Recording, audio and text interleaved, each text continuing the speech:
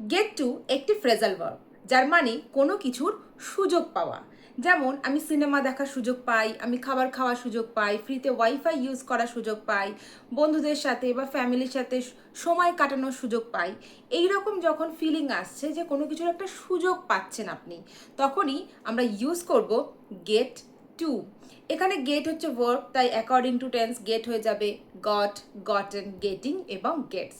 তবে gate, goat, gotten, getting বা Gates according to tense ভার্বের ফর্মটা যাই হোক, টু এর পরে কিন্তু আমরা সেন্টেন্সে সবসময় V1ই ইউজ করব।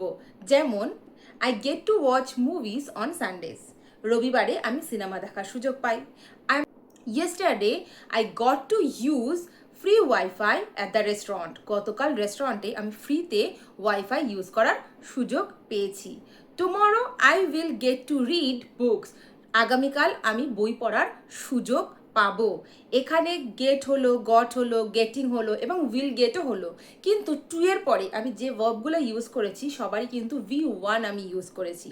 এবার তুমি কয়েকটা সেন্টেন্স বানাও, সেগুলোকে পড়ো এবং তোমার ডেলি কনভারসেশনে এই সুন্দর ফ্রেজাল ভার্বটাকে ইউজ করো। Thank you for watching and please subscribe to our channel and hit the like button.